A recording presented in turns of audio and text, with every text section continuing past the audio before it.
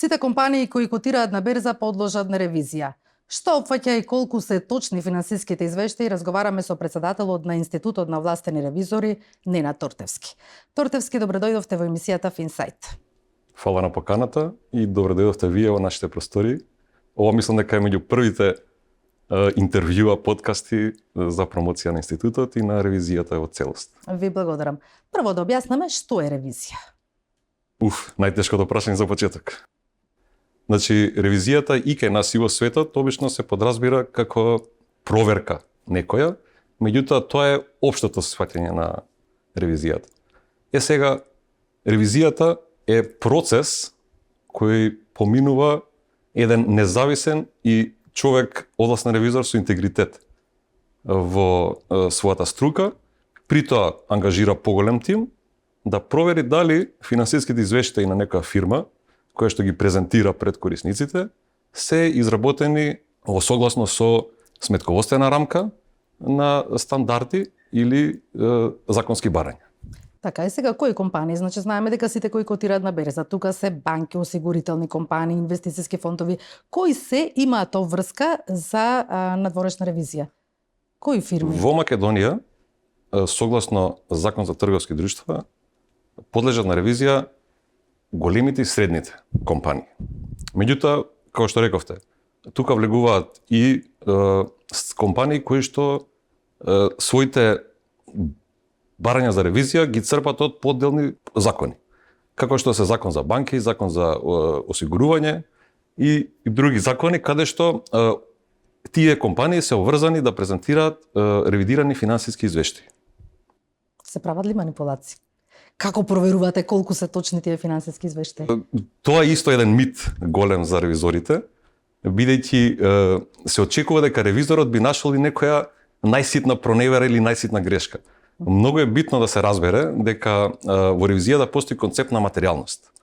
Материјалноста значи дека некоја трансакција или некоја грешка која што е материјална за компанија од среден обем или од мал обем, можеби да биде скроз нематеријална за компанија која што е мултимилионска компанија. И очекувањата од ревизорот ќе треба да се разберат дека се во насока на презентација на финансиските извештаи врз основа на барањата кои што, како што реков на почетокот, рамката на која што се известува. Односно, ревизорот во своето мислење дава разумно верување дека финансиските извештаи не содржат грешки во презентацијата. А што доколку се откријат грешки? Дали се чести? Дали нашите компании, дел од компаниите, например, некоја компанија сака да се продаде на некој странски инвеститор и ги набилда, буквално кажано, тие финансиски извештаи. Што треба да утврди ревизијата?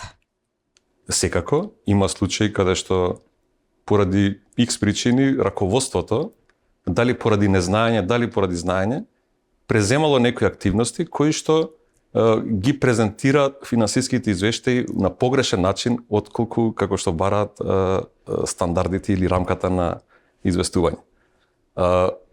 И затоа тука сме ние, ревизорите, за тоа, доколку е материјално изначено во тие финансиски извештаи, да го обелодениме пред читателите и корисниците на тие финансиски извештаи. Значи финансиските извештаи се точни, вие гарантирате дека сите тие се Не можеме да гарантираме, не можеме да гарантираме во 100%, затоа ви реков претходно, тоа е концептот на материјалноста и концептот на нашето известување, ние известуваме дека разумно значи ние даваме разумно верување дека тие се точни. Така. А што доколку некоја компанија, буквално кажано, сака да прикаже поголема материјална вредност после укажувањето на ревизијата, односно после вашето укажување, што доколку не ги преземе соодветните чекори кои што ревизорот ги укажува? Обично ревизорите доаѓаат експост. После подготовка на финансиските извештаи, после затварањето на годината.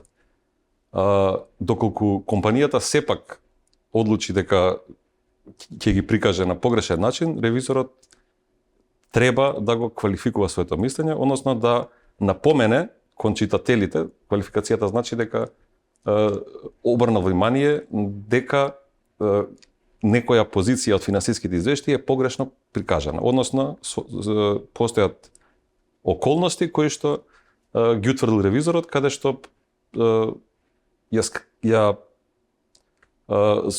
информира јавноста дека тие финансиски извештаи содржат нека грешка.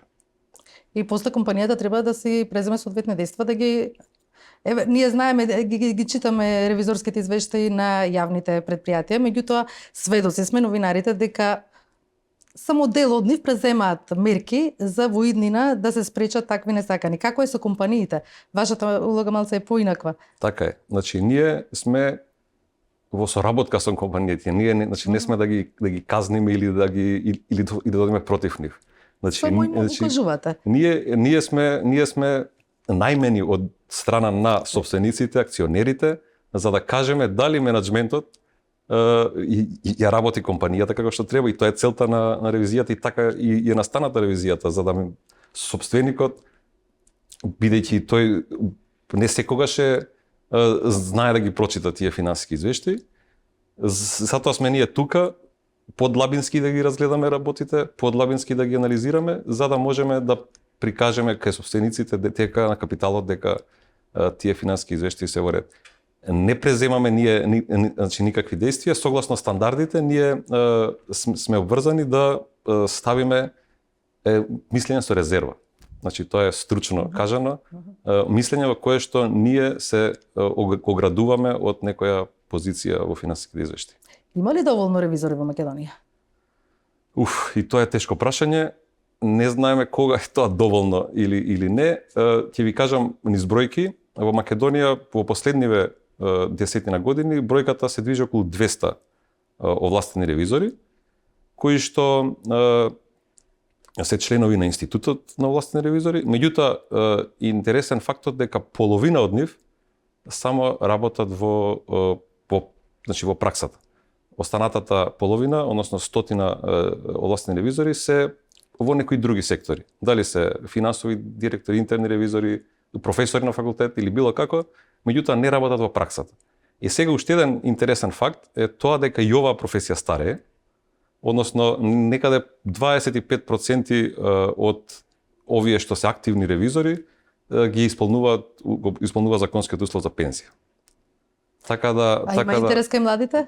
Така да се трудиме тоа да го подигнеме таа свест кај младите, дека ова е професија која што е интересна за новата генерација, дека има смисол професијата и дека можеме да ги воведеме во тој процес на едукација, во процесот на работа и на постојано учење.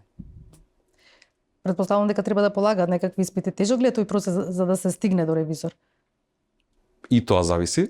Значи, треба да лицето кое што сака да влезе во тој процес, треба согласно законот да има завршено економски правен факултет или сроден на нив и да покаже интерес во институтот, односно да аплицира за полагање кое што е сочинето од 8 испити поделени во две нивоа, по 4 испити. Испитите се практични.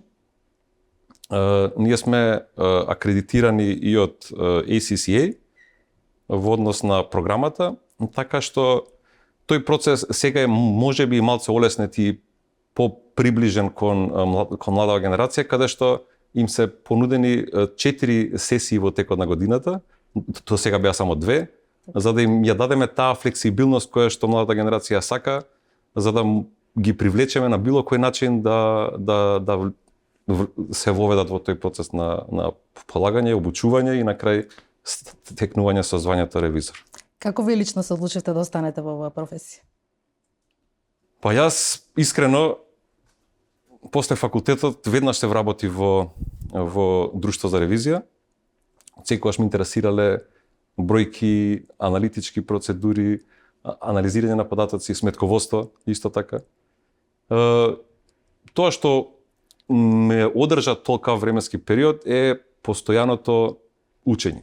Односно, ова е професија каде што тоа што сме го научиле пример пред некои 5 или 10 години сега веќе не е актуелно.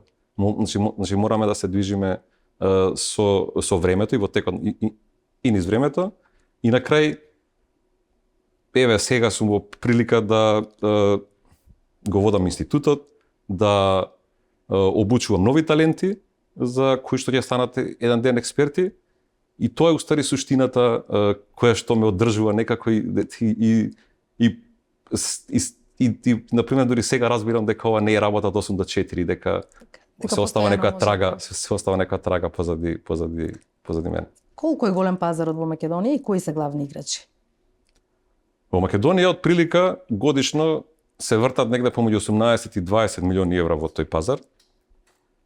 Големи играчи како и во светот се големата четворка. За жал, ќе кажам, од претходната година Deloitte, која што е најдобра компанија во светот од аспект на ревизија и консултантски услуги, го напушти пазарот.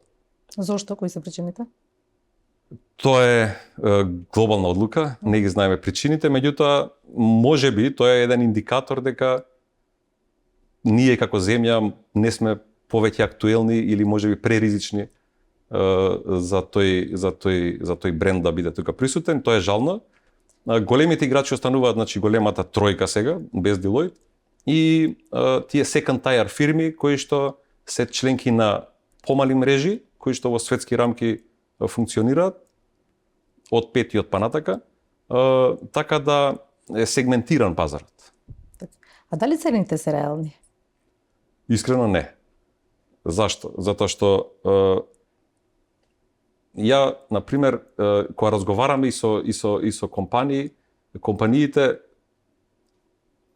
плаќаат некоја услуга која што не ја добиваат. Например, ако нека компанија плати символична сума за ревизија, тие не ја добиле ревизијата како што треба да ја добијат согласно стандарди, него добиле подпис за да го задоволат законот.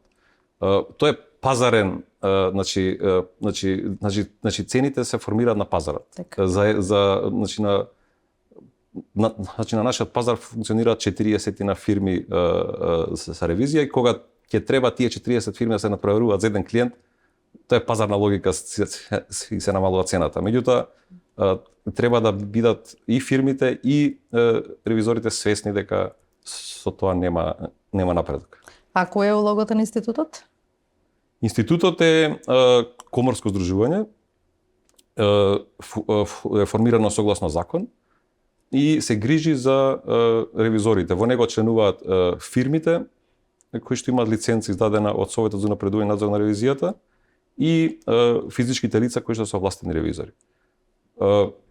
Институтот во еден дел го спроведува испитот, спроведува континуирано професионално усовршување, бидејќи секој овластен ревизор мора во текот на годината да има минимум 30 часа или 120 часа во текот на 3 годишен период.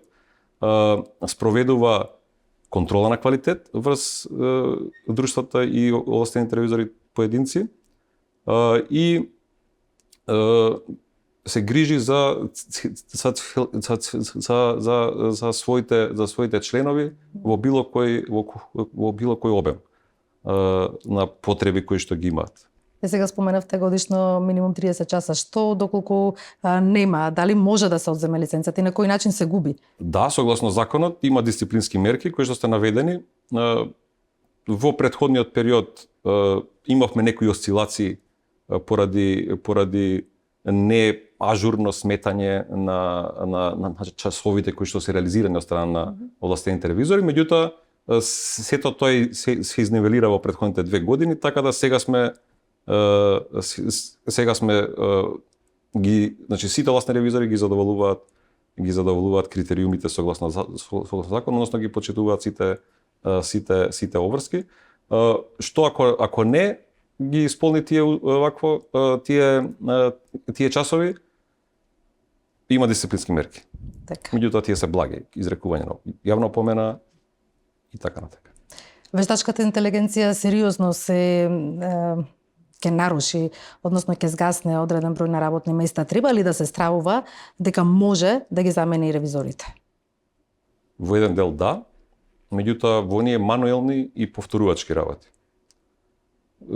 Многу е актуелно овие денови, таа вештачка интелигенција се зборува насекаде. И така да многу луѓе се плашат за своите работни места, меѓутоа јас би рекол дека ние како ревизори би требало да ја гледаме таа вештачка интелигенција како опција, како наш пријател, кој што ќе ни го подобри работењето и ќе ни го олесни носењето на некои одлуки.